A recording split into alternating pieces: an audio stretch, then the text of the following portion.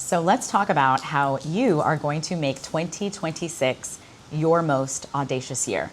Now, if I think about every single year, how I identify one theme I want to embody for that year, it has always served an amazing purpose. So have you come up with your word for 2026? Take a moment, think about it, and feel free to pop it in the comments. Let me know what your word for 2026 is. Now, I usually overdo things, and so yes, I have one word, but in total I have five, and it A, B, C, D, E. So I have a word for each of the first five letters in the alphabet. But the first one I'm going to reveal to you is the A, which is audacity. 2026 is my year of audacity. Now, last year I got to demonstrate this audacity when I moved to Bali. I sold all of my items. I was living in Los Angeles in a high rise. It was gorgeous. It was wonderful. And I decided to stop waiting. And I asked myself, why not now? You say you've been wanting to travel the world and you allowed yourself to kind of get stuck here in Los Angeles because it was very comfortable. That's where I grew up. My family and friends are there. And so finally I asked myself, why not now? Now, what influenced that why not now was a health journey I had the year before. So a year ago, I had a tumor develop in my left breast, and it was benign or non-cancerous, but it grew with ferocity. And so over just a month, it was already growing outside. Sorry, getting into the details, but it was already growing outside of my skin. So it was visible from the outside. It was like what you would see in a comic book or an anime film. So because of its size, it kind of took over the whole area, and I had a mastectomy. So I lost my left breast last year, but I gained a whole new perspective. I gained a new lease on life. And so once I recovered, which by the way, recovery was very fast because a lot of my healing happened before the tumor showed up. So luckily I was in the right mindset. And by the time the middle of the year came, I knew that I had a choice. My lease was ending in Los Angeles in a couple months, and I could wait for the lease, I could renew it, or I could take action now. And so I asked myself, what would my younger self do? Like if I was 25, what would 25-year-old Dani do? And she would take the risk. She would go on the path not yet walked upon. She would embrace the uncertainty and she would take the leap. And so that's what I did. I said, we got this new lease on life, let's go to Bali. So within 5 days, I sold all of my things, and I am so blessed to have an amazing community support me. Friends, family came through. I posted listings on OfferUp, Facebook Marketplace, which is hilarious, on my IG stories. I made a little store in my living room with the help of my friends. My dads came through and helped me repaint. A lot happened in just 5 days. And that is one thing about audacity. It will move mountains, okay? When you are audacious and you say, I'm making this move in 5 days, it happens. Everything works in that direction. So that was my audacious move last year. And I relocated to Bali. So I've been here for about 4 months now. And let me know if you want to hear a few reasons why I relocated to Bali and why I chose it. I can happily share those in another video. So that was my audacious move last year. And my question for myself is, what does audacity look like in 2026? So for me, it definitely looks like becoming the niche. What do I mean by that? I was taught to fit into a box, right? I was taught to brand myself and have the same brand appear in every video, in every piece of email, every piece of content, every room I walked into. My name became synonymous with online courses, with building a business, millionaire maker, making millions online. And I felt that I couldn't talk about my personal life, right? I couldn't talk about relationships. I couldn't talk about the other things keeping me up at night that are important to all of us as humans. So me being audacious in 2026 in practice looks like me showing up and doing daily YouTube videos, posting content on social media every day, and not being beholden to a box. I think a part of feeling beholden to a box also is from my conditioning growing up, right? I grew up in the United States as a Black woman, and I was taught to always be polished and perfect and to be a predictable character, right? That people saw, they knew what she was about, they respected her, they knew what they were getting. And I was also raised just as a girl, right? We're raised to be nice, to be agreeable. And so all those things work together to keep me in that perfectly polished box, which, by the way, was a box I created for myself. A lot of times the hardest boxes to escape are the ones we create for ourselves. I'll say that again. A lot of times the hardest boxes to escape are the ones we create for ourselves. So by me showing up and saying, I am becoming the niche, I'm going to talk about what's on my heart, okay? I'm going to be sharing what is flowing through and just showing you how I am redefining what is important. All right, so I told you that I had 5 different words of the year for A, B, C, D, E. So I shared the first one, which is audacious. The second word is blessed. Now, I can be really good at looking at what I haven't yet achieved and not so good at looking at how far I've come and being grateful in my blessings and knowing that I'm blessed. I don't need to do anything to earn any blessings. I'm already blessed. And so there's one of my favorite books I read in 2025 was 10X is Easier Than 2X by Dr. Benjamin Hardy and his co-author. And so one of the things they talk about in that book, and they actually have another book called Gap versus the Gain, but in 10X is Easier Than 2X, they talk about the gap versus the gain. So you are someone who is wired to look at the gap. Oh no, I haven't made it there yet. I'm not there yet. I'm lacking this. Or you're someone who's wired to look at the gain. And you look at, oh, like, damn, look at where I am. Look at what I've created. Look at who I am. Look at the amazing relationships I have. Look at the fact that I woke up this morning. Look that I have free will. Okay, I have free will. Like, so you are blessed by default. And when you start looking at the gain, you know that you are blessed. So blessed is my word so that I can remember. And what this looks like in practice is that every night before I go to bed, I'm going to do my 3 greats. What are the 3 greats? These are 3 things I am grateful for that day.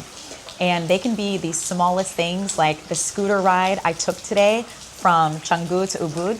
And I got to ride on the back of the scooter, holding a cake. I brought a celebration cake to celebrate with my friend here. And just looking at the greenery as it's passing me, feel the wind on my face, like all the things that make us human. That would be one of my greats tonight before I go to sleep. So that is what the B stands for. Now let's get to the C. The C is for companionship. Now, I am a lone wolf by default, and that just means I was raised to be self-sufficient.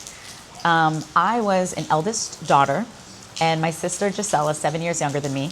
And because we had such a gap, 7 years, a lot of times I spent time alone because we didn't have as much in common because she's younger, but also because I was bred to achieve. So the number one thing that my mom requested of me was to get good grades, and not just good, but great, like straight A's, great. And I did. I got the 4.3 GPA in high school, and I was prom queen and ASB president, which is the student body president. And then I was ICC president, which is the president of all the other high school presidents. Like, I was even vice president of the Asian club on campus. Like, that's how you know I was doing too much. Like, talk about being an overachiever. But in that, I spent a lot of time by myself. And the great thing is that I love company with myself. I love spending time with myself. I'm also an Aquarius. I don't know if you're into the zodiac, but as an Aquarius, we are like aliens. We like are on another planet and we're just visiting this one. You feel me? So I am usually just in a world that I've created and enjoying and relishing in it. However, especially being in a new place like Bali, I'm really seeing how I also love companionship. I'm definitely a relationship girly. So up until recently, I was usually in and out of relationships. So this is the longest I've been single, which is about a year in my entire life. And I'm calling in companionship. And what that looks like in practice is FaceTiming friends that are in another time zone. It is collaborating with friends. So like right now, I'm at a villa and my friend is right there on the other side, Natanya. She's recording videos. And she invited me here to celebrate, and I'm recording my video, and we just finished talking about our goals and our words for 2026. Like, that is what companionship looks like. It's saying yes. When my other friend, Simone, is coming from London, and she says, I want to come visit you in Bali and stay with you. I said, come on, girl, I got 3 bedrooms. So it's saying yes to her. It's knowing that my mom didn't have the easiest year last year and saying, why don't you come visit me in Bali and stay with me for a little bit in January, right? those are all companionship. It is recently going to Morocco, where a friend invited me, and spending a few days there talking through his upcoming summit and book launch and getting to like spend time in a whole nother place. Those are all companionship, and it's about saying yes. So I'm going to be encouraging more of that in 2026 for myself. Now the D in our ABCDE for the year is devotion. Now we hear the word discipline used a lot. I really prefer devotion. Devotion is when you are committed. You are committed to an identity, a habit, an activity. And it is by design, it is intentional. And devotion means, for me, what it's going to look like in practice is showing up like this and doing these daily YouTube videos, making sure that I'm sharing my message and not overthinking things, right? So just being devoted to allowing my voice and my message to come through and not stopping it. Like, these words were downloaded to me for a reason, right? Like, they were meant to be shared with you. So I am devoted to doing that in 2026. And then the E, the final word of our year, is experiment. Now, I did this really well last year when I experimented with a couple new things. In the beginning of last year, I experimented with teaching what I was learning with AI and ChatGPT. And my team member created custom GPT prompts just for our community. And I experimented by doing a brand new webinar for my audience, and the results were amazing. I was able to make $100,000 in 30 days. And then I experimented by allowing myself to be led by my intuition and inspiration. After I did the webinar and made the 100K, I knew I wanted to work more closely with people. And so I created a mentorship, and it was for 5 to 8 women who would join me over a 6-week period. And it was a higher ticket program, and that was incredible. And I, in the past, would have said, no, this program doesn't fit into the plan, it doesn't fit into the box. But I experimented, and that was a success. I think I was able to make another 80K from doing a few cohorts of the mentorship. And I got to just work closely and be in fellowship with other women who are also inspiring in their fields. And I was reminded of why I'm here and the gifts I have. And I think that what I would love for you, right, for 2026 is for you to think about what your one word is. And if you're inspired, like me, to have an A, B, C, D, E, or a few words, feel free. But overall, underlying everything is definitely audacity. And one of the most audacious things we can do is be, all right? And what I mean is that something that has helped me over all these years, all the different seasons of my life and my business, was knowing that I can get paid for my gifts. I have inherent gifts, right? If we look at the gap, the blessings, I have inherent gifts that can help you, or it can help this other person or this other person, just like you have inherent gifts that can help someone. I often look to my RES framework for this. The R stands for results. So what results have you gotten in your life? The E is for experiences. What experiences have you had and or overcome? Like my health journey would be one. Maybe you were also an eldest child, you've done co-parenting, but what are the hardships that you've overcome? And the S is for skills. So what skills did you get along the way?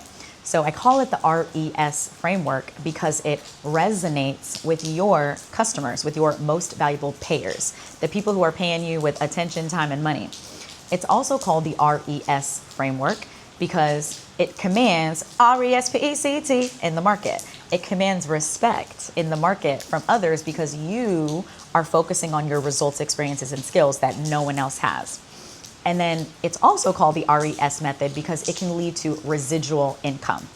So if you are someone where in 2026 you want to make this an audacious year for yourself, which means becoming the niche like I am and thinking about what gifts do I want to get paid for? What gifts am I excited about sharing?